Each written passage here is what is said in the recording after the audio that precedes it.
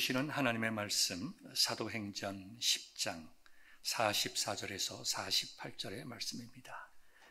Acts chapter 10 verse 44 to 48. 사도행전 10장 44절부터 48절의 말씀 여러분들에게 읽어드리겠습니다. 베드로가 이 말을 할 때에 성령이 말씀 듣는 모든 사람에게 내려오시니 베드로와 함께 온 할례 받은 신자들이 이방인들에게도 성령 부어 주심으로 말미암아 놀라니 이는 방언을 말하며 하나님 높임을 들음이러라. 이에 베드로가 이르되 이 사람들이 우리와 같이 성령을 받았으니 누가 능히 물로 세례 베품을 금하리요 하고 명하여 예수 그리스도의 이름으로 세례를 베풀라 하니라. 그들이 베드로에게 며칠 더 머무기를 청하니라. 하나님의 말씀입니다. 아멘. 사랑하는 성도 여러분, 참 반갑습니다. 믿음 가운데 서로 교제하고 사랑하며 하나님의 말씀을 나누며 예배를 드리는 것이 우리에게 얼마나 큰 특권인지, 얼마나 큰 은혜인지 새삼 이렇게 코비드-19 팬데믹 시대에 다시 한번 깨닫게 됩니다. 또한 우리가 예배드림 뿐만 아니라 오늘 본문의 말씀과 같이 은혜 받고 같이 사랑하는 이 True Christian Fellowship을 통해서 주 안에서 하나됨을 함께 나누는 것이야말로 우리의 삶에 얼마나 큰 위로와 힘이 되는지 모릅니다. 말씀을 읽을 때마다, 우리가 말씀을 나눌 때마다, 함께 기도할 때마다 성령이 우리를 예수 그리스도 안에서 하나로 만들어 주시고 우리에게 공동의 힘과 은혜를 베풀어 주사 세상을 향하여 힘있게 주는 그리스도시요 살아계신 하나님의 아들이심을 외칠 수 있는 힘있고 담대한 그리스도인들 다 될 수 있기를 주님의 이름으로 축복하고 권면합니다. 다 같이 아멘입니다. 우리 지난주 메시지를 통해서 우리는 승리하기 위하여 태어난 성도들이라고 말씀하였습니다. 온 세상을 향하여 그리스도인들은 7번 넘어지더라도 다시 일어서서 궁극적으로 승리하는 승리의 선포자라고 하는 것을 외치는 하나님의 자녀라고 말씀을 드렸습니다. 예수님께서 승리하셨기에 예수님을 따라가는 우리들은 승리합니다. 우리 개인들뿐만 아니라 우리 공동체도 예수님께서 피로 값주고 사신 이 교회의 구성원인 우리 모든 성도들은 예수님께서 승리하셨기에 우리도 그를 따라 승리하게 될 것입니다. 우리 속에 어려움과 시련이 있다 하더라도 때로는 우리 믿음의 공동체인 교회 속에 아픔과 눈물이 있다 하더라도 우리는 거기에서 넘어지는 자가 아니요 쓰러지는 자가 아니요 다시 한번 은혜와 능력으로 승리의 길을 가는 성도들이라고 말씀을 드렸습니다.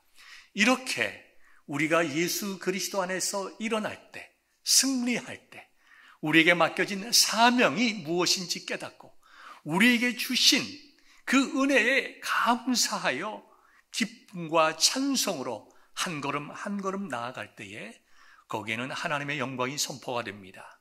하나님의 영광이 선포될 뿐만 아니라 우리 자신들에게도 큰 은혜와 영광이 주어지는 삶을 살아가게 됩니다. 소율의 문답 제1번이 무엇입니까? 우리 인생의 제일 목적은 하나님께 영광을 돌리고 하나님을 영원토록 즐거워하는 것이다. 그게 우리 인생의 목적입니다. 만약에 제가 여러분들에게 집사님의 삶의 의미가 어디에 있습니까? 삶의 가치와 존재가 어디에 있습니까? 살아가는 삶의 힘이 어디서부터 나옵니까? 라고 묻는다면 여러분들은 이 시간 분명히 대답하실 수 있길 바랍니다. 내가 살아가는 것은 하나님의 영광을 위함입니다. 내 인생에 가장 크고 기쁘고 행복한 것은 바로 하나님이 나의 하나님 되시기 때문입니다. 이렇게 고백할 수 있는 믿음의 성도 되시기를 우리 주님의 이름으로 축원합니다. 고린도전서 10장 31절의 말씀을 보면 사도 바울은 우리에게 이렇게 말씀을 선포합니다. 먹든지 마시든지 무엇을 하든지 하나님의 영광을 위하여 하라. 무엇을 하든지 삶의 모든 영역 속에서 하나님의 영광이 드러나도록 하라. 하나님의 영광을 경험하고 즐거워하고 선포하는 삶을 살라고 말씀을 하셨습니다. 하나님께 영광 돌리는 일이 무엇일까? 우리는 여러 가지 말씀을 할 수 있지만 아주 간단하게 여러분들에게 요약을 한다고 하면 첫 번째는 하나님께 온전한 마음으로 예배드리는 것이고, 두 번째는 그 하나님을 세상에 선포하는 일입니다. 우리가 전도도 할 수 있고 선교도 할 수 있고 구제도 할 수 있고 영혼을 구원하고 치료하기 위하여 세상의 빛과 소금의 역할을 감당하면서 예배하는 하나님, 모든 이 땅의 백성들이 예배할 수 있도록 하나님의 이름을 선포하는 그 일이 하나님께 영광 돌리는 일입니다. 그렇게 되기 위해서는 제일 먼저 우리가 해야 할 것이 우리 삶의 주인이 바뀌는 것입니다. 우리 주님께서 내 삶의 주인이 되실 때에 우리는 하나님의 영광을 위한 삶을 살아갈 수가 있습니다.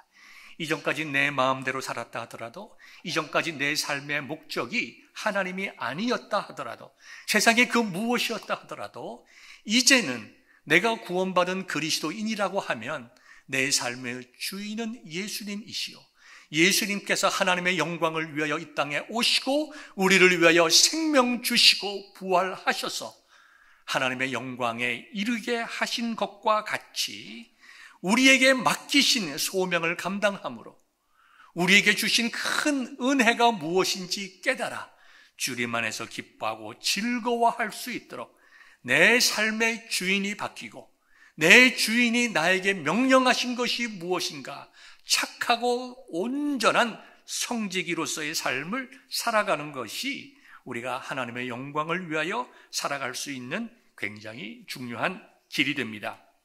여러분에게 자녀들이 있다고 할 때에 그 자녀들이 언제 가장 사랑스럽게 보일까요?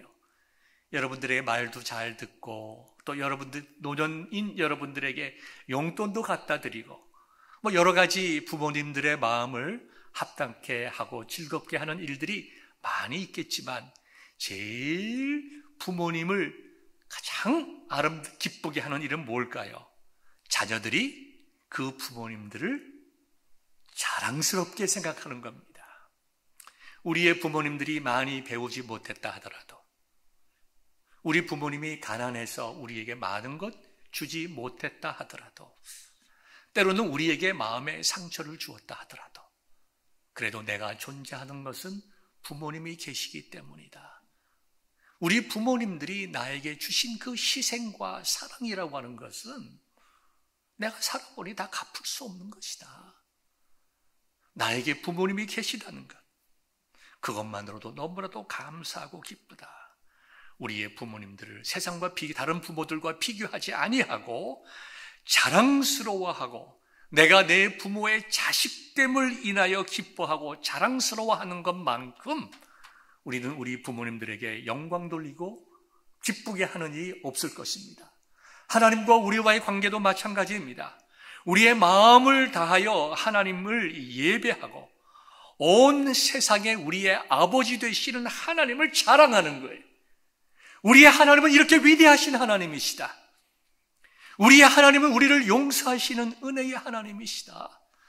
나는 날마다 넘어진다 하더라도 우리 아버지는 나를 버리지 아니하시고 끝까지 사랑하시고 우리의 죄보다 크신 은혜와 사랑을 베풀어 주신다. 하나님은 이만큼 사랑이 풍성하신 분이고 은혜로우신 분이시고 위대하신 분이시다. 그분이 바로 나의 아버지시다.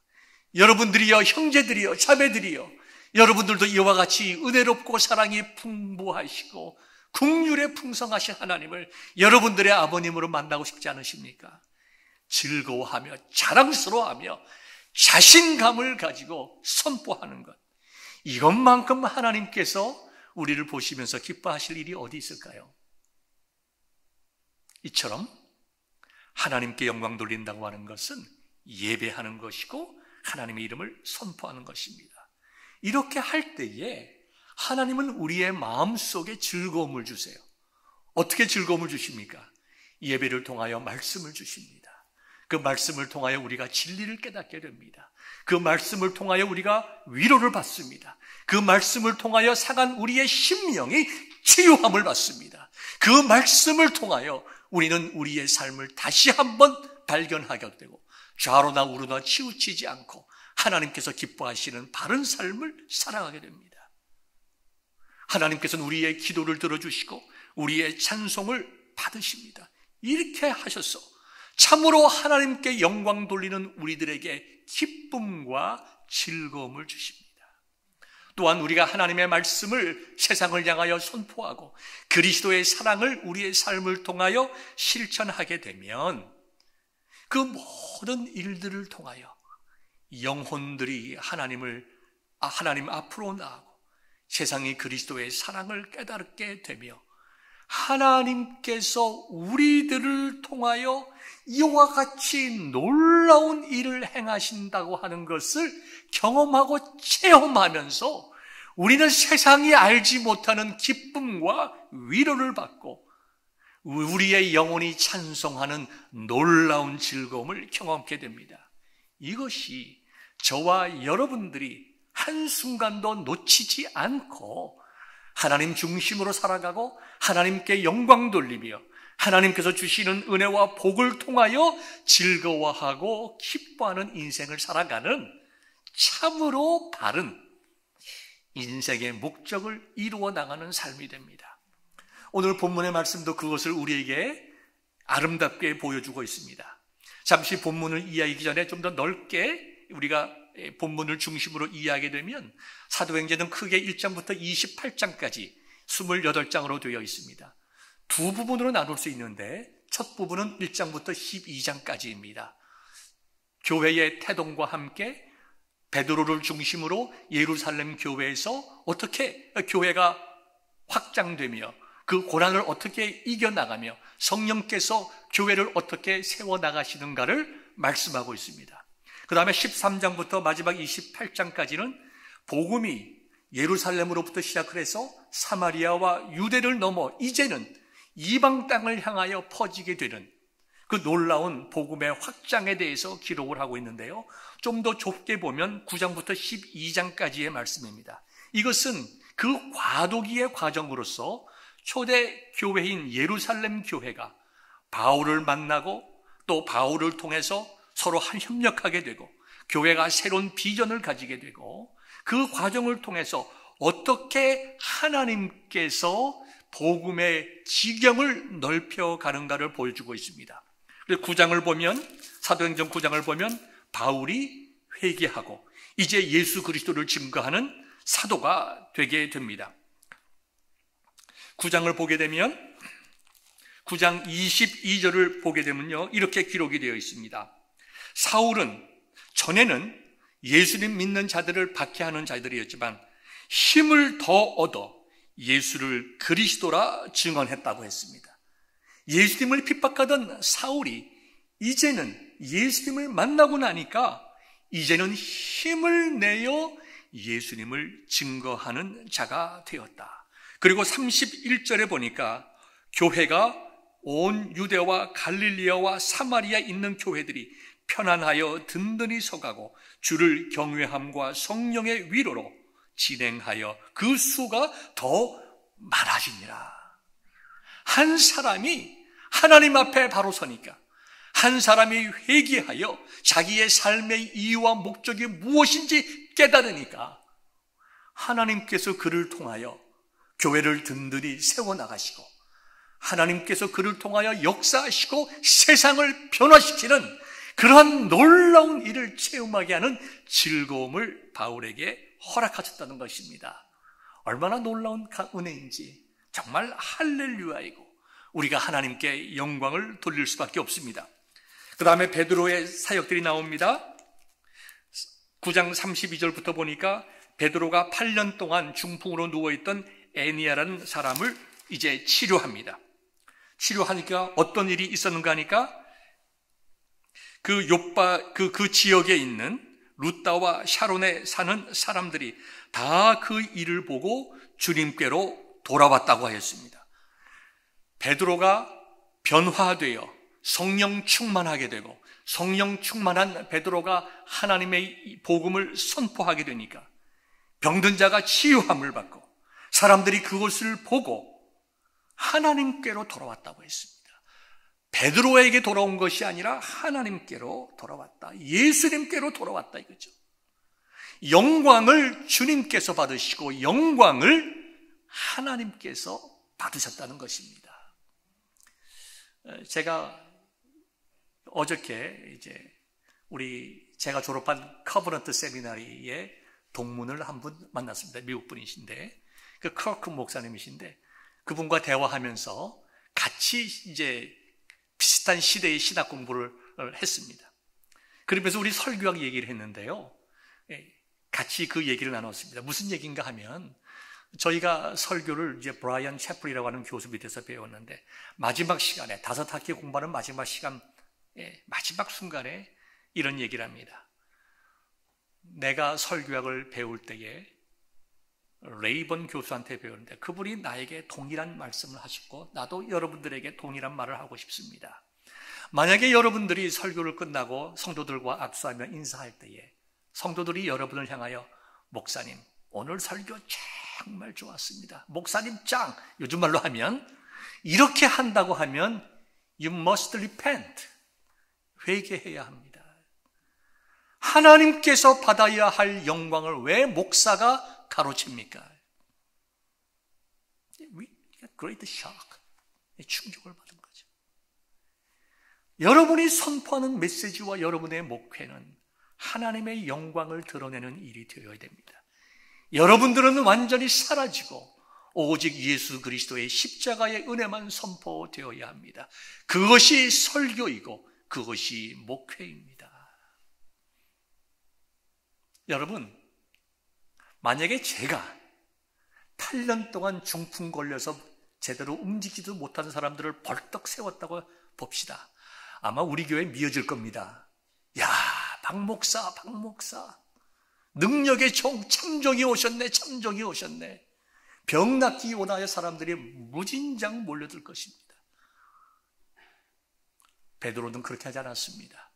사도들은 그러한 목회를 하지 않았습니다. 이제 좀 이따 배우겠지만 베드로는 죽은 자까지 살렸지만 성경 어디에도 사람들이 베드로에게 영광을 돌렸다는 말이 없습니다.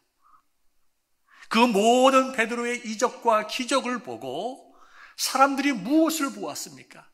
죽으시고 부활하신 예수 그리스도를 보았습니다. 우리의 구원이 예수님에게 있구나. 우리의 소망이 우리를 위하여 생명 주신 예수 그리스도에게 있구나. 예수님께 영광을 돌리고 위대하신 하나님께 영광을 돌렸습니다. 그것을 바라보는 베드로의 마음속에 얼마나 큰 기쁨이 있었을까요?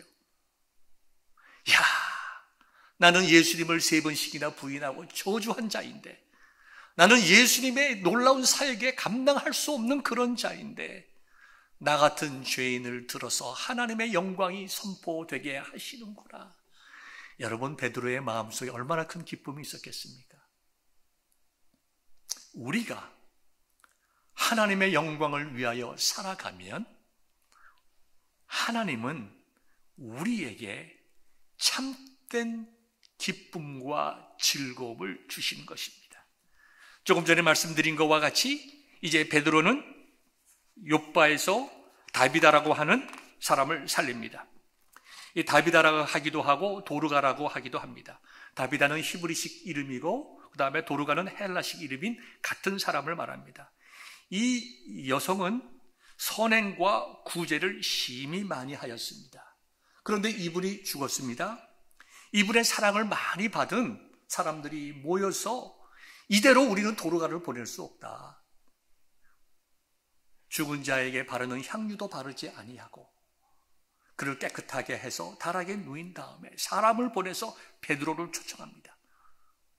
베드로는 중풍병자도 살리고 고쳐주고 여러 가지 이적과 기적을 행하시는 그리스도의 종이시다. 우리가 베드로를 살려서 정말 기도하고 이 귀한 도르가를 우리가 살려봐야 되겠다. 정말 많은 구제와 섬김과 사랑을 베풀었더니 그 모든 베푼 사랑을 이제 다 받아서 어떻게 됐습니까? 베드로를 통하여 도르가가 살아났습니다. 40절 보니까 시체를 향하여 베드로가 이렇게 말합니다. 다비다야, 일어나라, 일어나라. 그랬더니 그가 눈을 떠 베드로를 보고 일어나 앉았다고 하였습니다. 그리고 베드로는 많은 과부들을 불러서, 성도들을 불러서 그가 살아난 것을 보였더니 9장 42절의 말씀이 온 욥바 사람이 알고 많은 사람이 베드로를 믿은 것이 아니라 주님을 믿었다고 했습니다.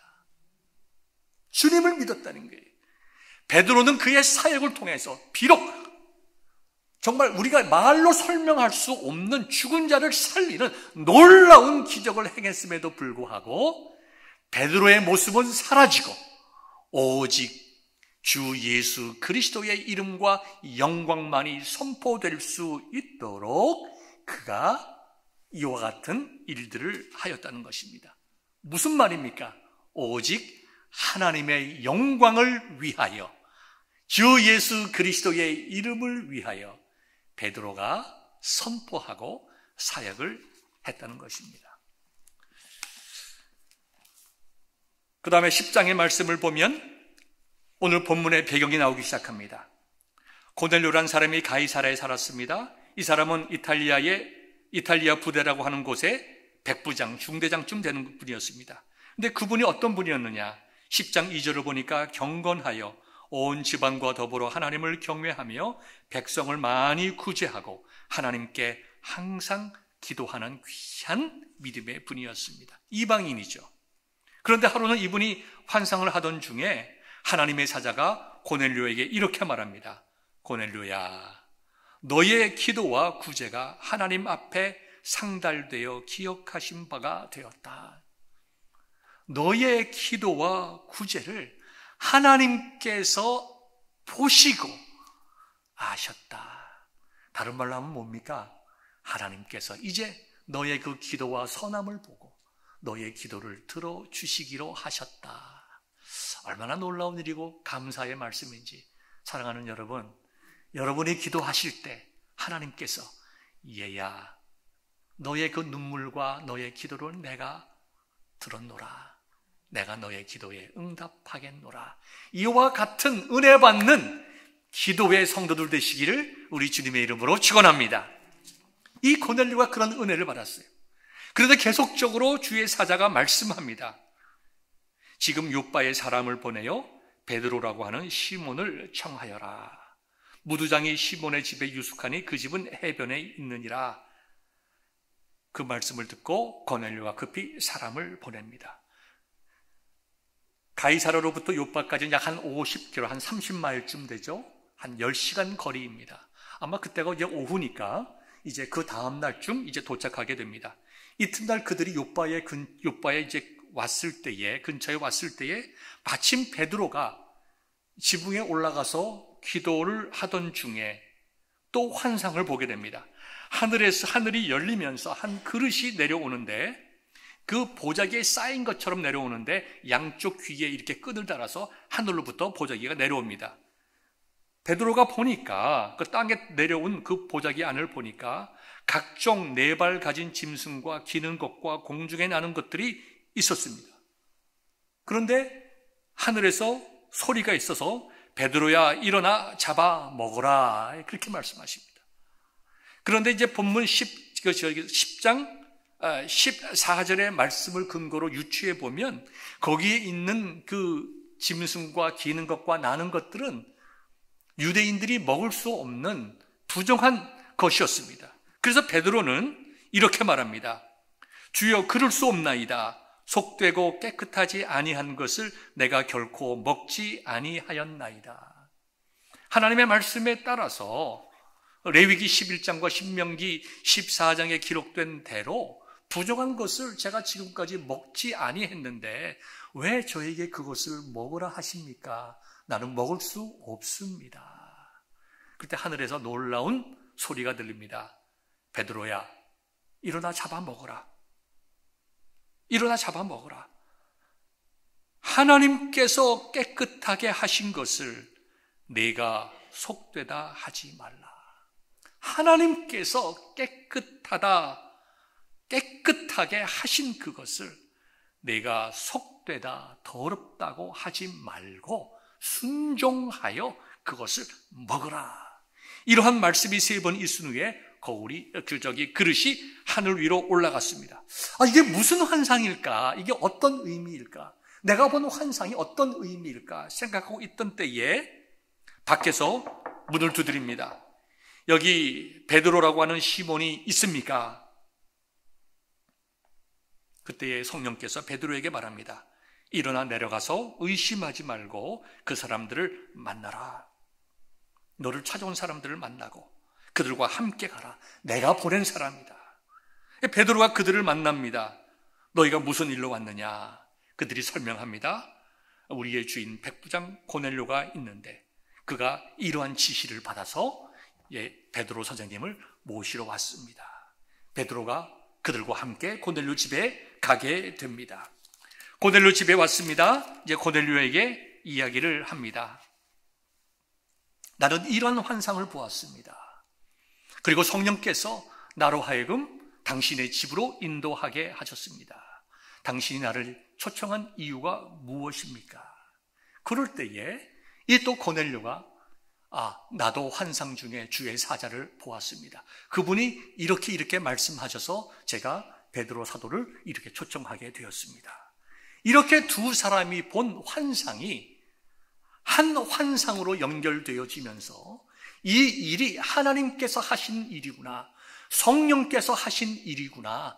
내가 베드로의 입장에서 보면 내가 고넬료를 만난 것은 비록 이방인이지만 하나님께서 깨끗하게 하신 것을 내가 속되다가 할 수 없는 것처럼, 비록 이들이 속된 이방인들이지만 지금까지 유대인들의 규례에 따라서 내가 만날 수 없는 자이지만 하나님께서 깨끗하게 하신 것처럼 성령께서 나를 인도하여 이들을 만나게 하셨으니 내가 이제 하여야 할 일은 이들에게 주 예수 그리스도의 복음을 선포하는 일이구나. 그가 성령의 감동으로 깨닫고 고넬료와 함께 있는 여러 이방인들에게 복음을 증거하기 시작합니다. 그 후에 나타난 일이 오늘 본문입니다. 베드로가 이 말을 할 때에, 즉 주 예수 그리스도의 십자가의 복음을 선포했을 때에 성령이 말씀 듣는 모든 사람에게 내려오셨다고 그랬습니다. 성령의 충만한 임재가 있었다는 것이에요. 그랬더니 이들이 너무나도 놀랐습니다. 이방인들에게도 성령 부어주심이 어쩐 일인가. 그런데 이들이 성령을 받은 것뿐만 아니라 이들이 방언을 말하기 시작합니다. 후에 11장에서 베드로가 예루살렘 교회의 지도자들에게 말할 때에 우리와 동일한 성령과 은사를 받았다는 것을 고백을 합니다. 무슨 말이겠어요?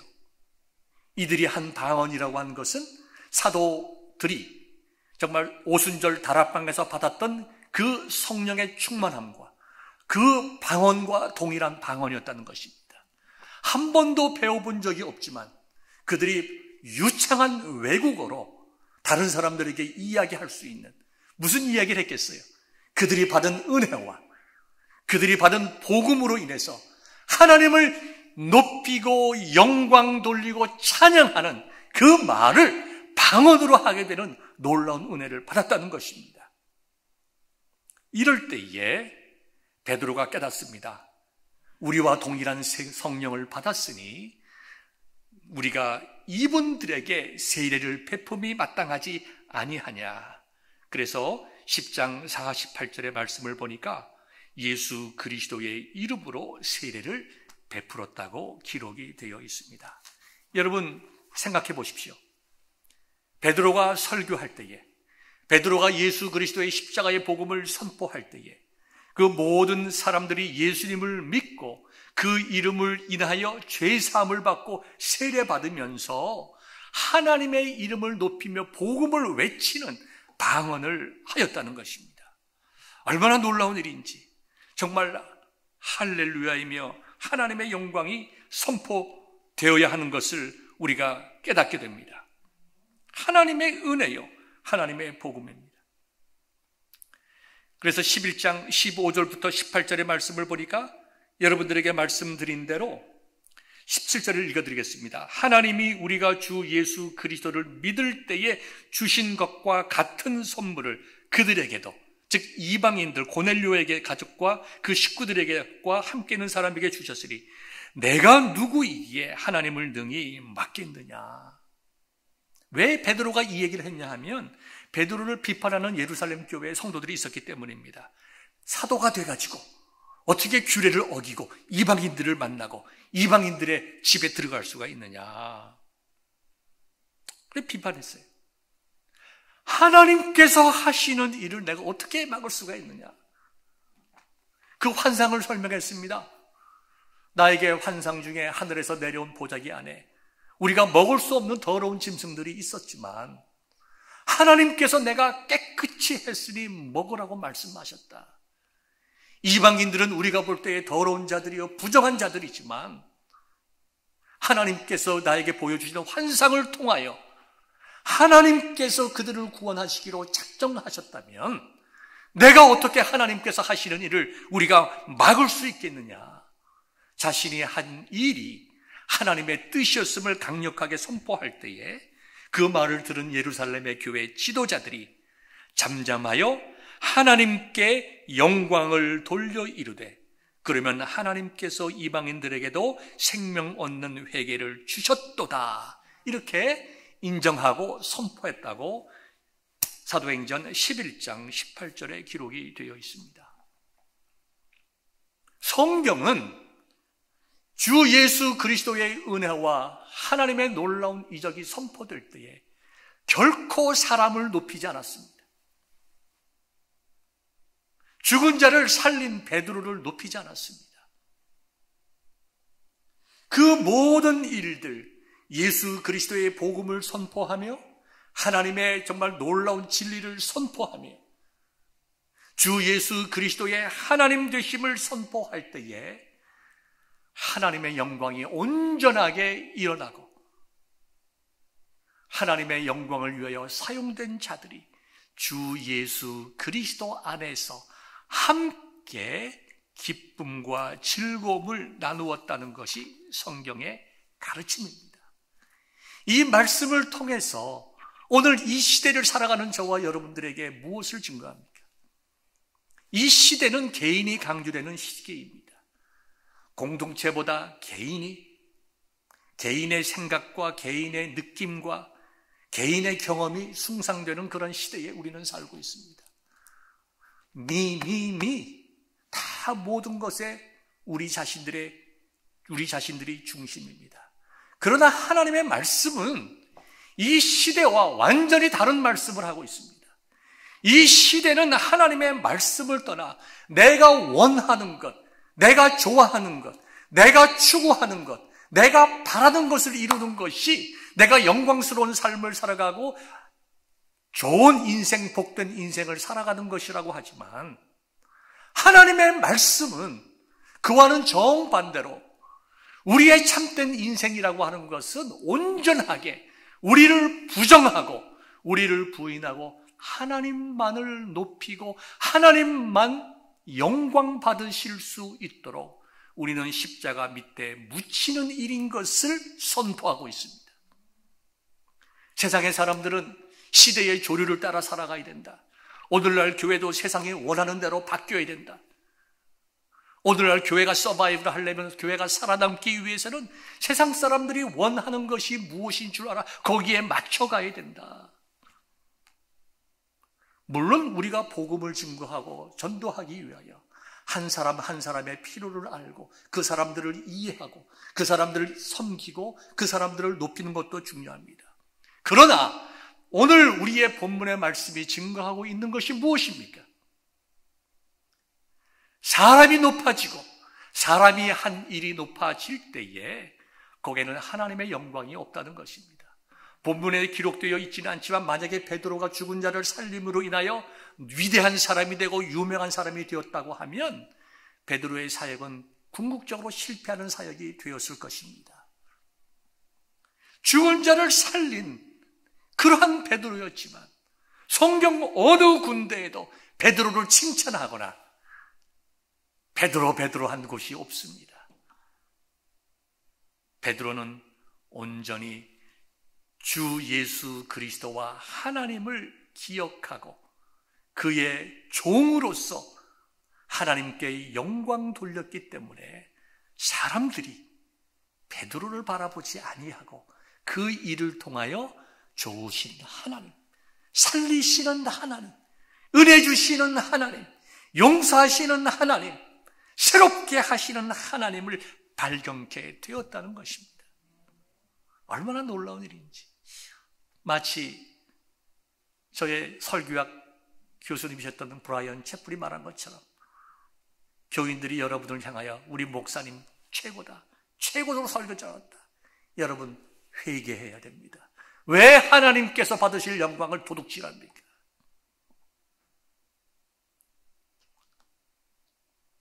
우리가 진정으로 하나님을 높일 때에 하나님은 우리를 이용만 하시고 버리십니까? 아닙니다. 우리에게 큰 은혜와 기쁨을 주십니다. 우리에게 정말 내 인생의 가치가 무엇인고 소명받은 자의 삶이 무엇이고 하나님께 드리는 삶을 살 때에 하나님께서 얼마나 나 같은 죄인을 들어 쓰시는지 그 기쁨과 감사함을 충분하게 느끼게 됩니다. 이것이 오늘 우리에게 주시는 하나님의 메시지입니다.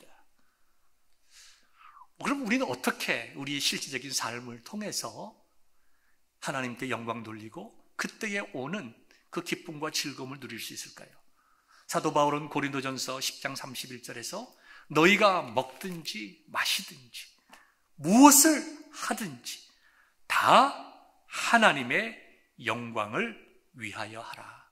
다른 말로 하면 우리의 삶의 모든 영역에서 우리가 무엇을 하든지 우리가 어떤 직업을 가지고 있든지 우리가 어떤 환경과 조건 속에 있든지 우리의 삶의 모든 과정들이 나 자신 중심의 삶이 아니라 주인이 바뀌었으므로 주인께 충성하는 삶이 되어야 된다. 삶의 모든 영역에서 예배드리는 예배자의 삶을 살아가야 된다는 것입니다. 성경은 여러 군데에서 하나님의 영광 돌림에 대해서 말씀하고 있습니다. 몇 군데만 여러분들에게 소개하고자 합니다. 요한복음 11장 4절의 말씀을 보니까 나사로가 병이 들었을 때에 예수님께서 이렇게 말씀하십니다. 이 병은 죽을 병이 아니라 하나님의 영광을 위한 이요 하나님의 아들이 이로 말미암아 영광을 받게 하려 함이라. 후에 예수님께서 죽은 나사로를 살리셨지만 나사로가 죽기 전에 병들었을 때 하신 말씀입니다. 나사로의 병든 것은 하나님의 영광을 위함이다.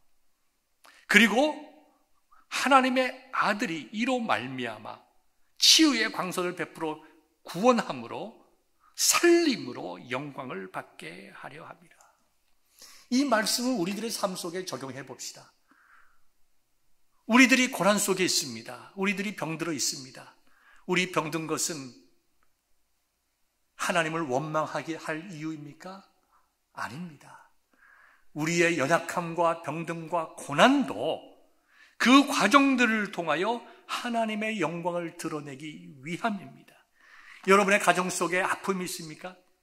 여러분의 자녀들이 여러분에게 큰 근심이 됩니까? 여러분의 부모님들이 이제 연로하셔서 고통 가운데 있습니까? 하나님, 내가 주를 위해서, 주님의 몸된 교회를 위해서 이렇게 섬겼는데 어떻게 우리의 가정이 어렵습니까? 내 자식이 왜 이렇게 어렵습니까? 변명의 이유입니까? 불만의 이유입니까? 아닙니다. 하나님께서 이 과정을 통해서 반드시 영광 받으시고 바른 믿음으로 이 문제를 보고 기도하는 우리들에게 치유의 광선을 베풀어 주시고 우리에게 하나님의 영광을 보는 즐거움을 줄 것이다. 이것이 고난 속에 임하는 우리 성도들의 마음 아닙니까? 요한복음 14장 13절 말씀을 보면요, 너희가 내 이름으로 무엇을 구하든지 내가 행하리니 이는 아버지로 하여금 아들로 말미암아 영광을 받으시게 하려 함이라. 우리의 기도가 단순한 아픔과 눈물의 기도가 아니라 우리의 기도는 영광을 보는 기도라는 것.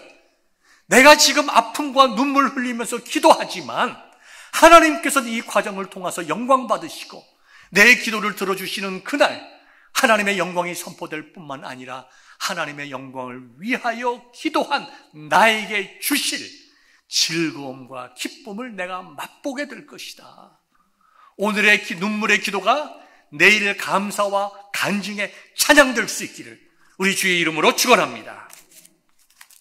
또한 우리가 다른 성경 몇 군데를 더 보면 빌립보서 1장 9절부터 11절까지의 말씀을 보면 예수님, 사도 바울의 기도가 나와 있습니다. 빌립보 교회 성도들을 위해서 기도하면서 어떻게 기도했냐 하면 예수 그리스도로 말미암아 의의 열매가 가득하여 하나님의 영광과 찬송이 되기를 원하노라. 너희들의 삶이, 빌립보 교회 성도들이여, 여러분들의 삶이 하나님의 영광이 되기를 소망합니다.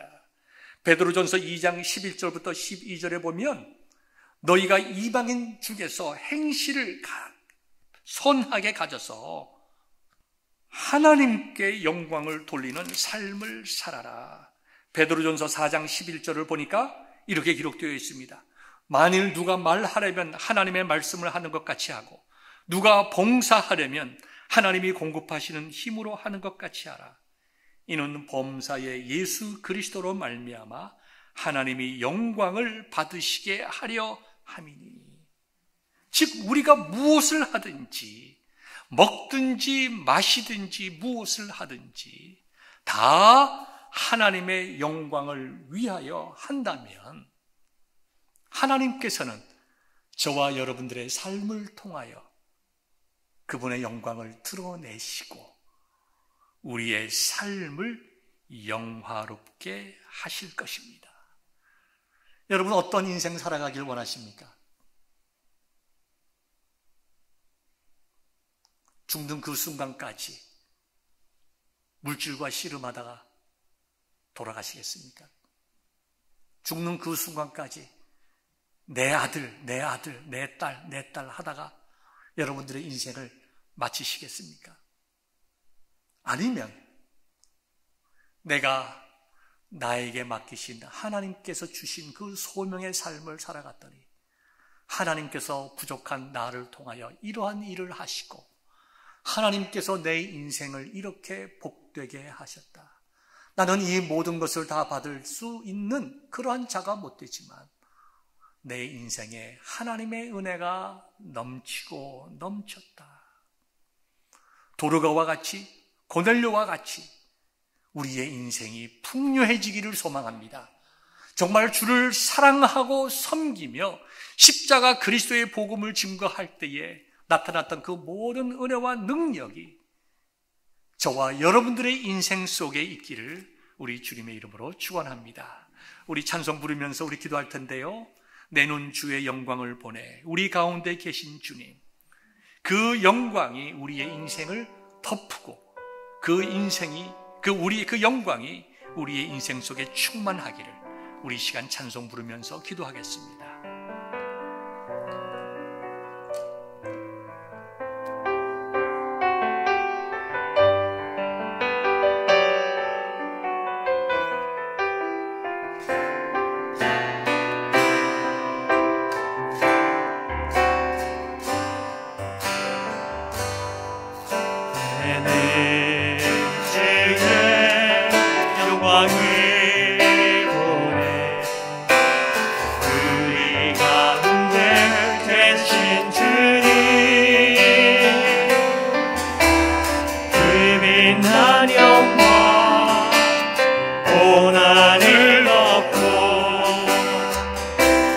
찬송은 땅 가리게 내 눈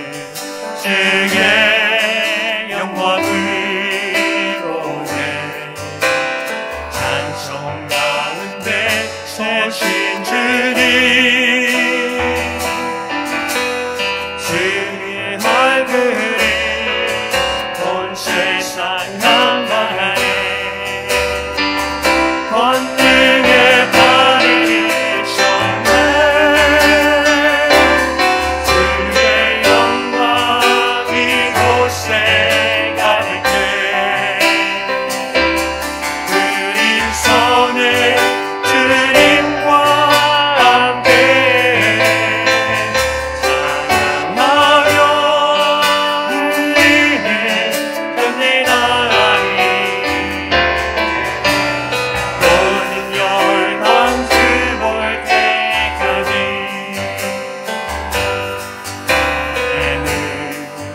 주의 영광이 사랑하는 우리가 이 시간 부르는 찬송과 같이 하나님 이 시간 우리와 함께 하시고 저와 여러분들의 예배를 받으시고 영광을 받으시고 계십니다. 우리가 신령과 진정으로 예배드리고 하나님께서 우리의 예배를 받으시고 우리에게 큰 은혜를 베풀어 주십니다. 우리가 구원받은 자로서 그리스도의 종으로서 세상을 향하여 예수님을 선포할 때 우리의 그 선포가 능력이 되어 죽은 자를 살리고 세상을 변화시키고 하나님의 영광을 나타내게 될 것입니다.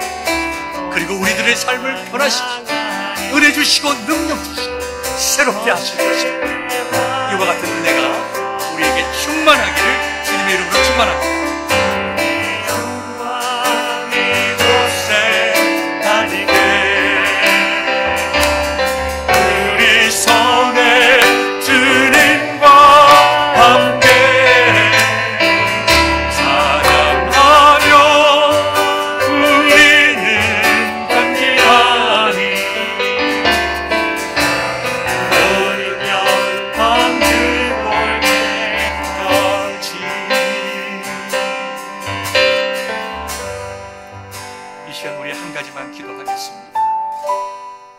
하나님, 우리가 기도하게 하옵소서.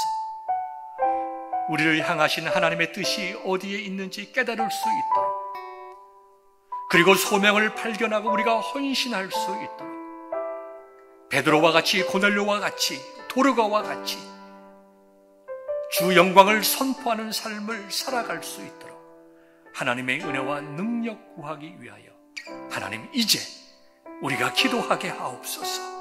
기도를 게을리하는 죄 짓지 않게 하옵시고, 아버지, 우리가 어디에 서 있든지 내가 서 있을 곳이 어딘지 깨달아 우리에게 주신 그 모든 일들 감당함으로 영광 돌릴 수 있도록 우리 이 시간 딱 한 가지, 주여 기도하게 하옵소서.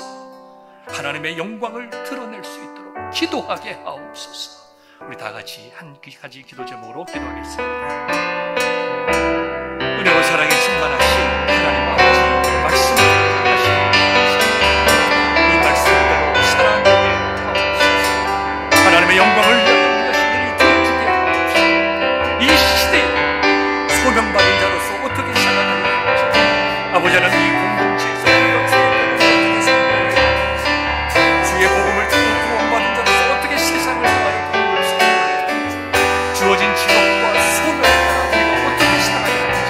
아버지 하나님, 다시 한번 저희가 주님 앞에 우리 자신들의 모습을 바라보게 하옵시고, 다시 한번 우리에게 맡기신 그 사명의 무엇인지 믿음의 삶, 하나님의 영광을 위한 삶을 살아갈 수 있도록 주님, 이 시간 우리가 기도하게 하시고 기도하는 자가 될 수 있도록 아버지 하나님, 무릎 꿇게 하여 주시옵시고, 이 시간 하나님의 영광을 위하여 기도하는 자가 될 수 있도록 아버지 하나님, 저희의 마음을 사로잡아 주시옵소서.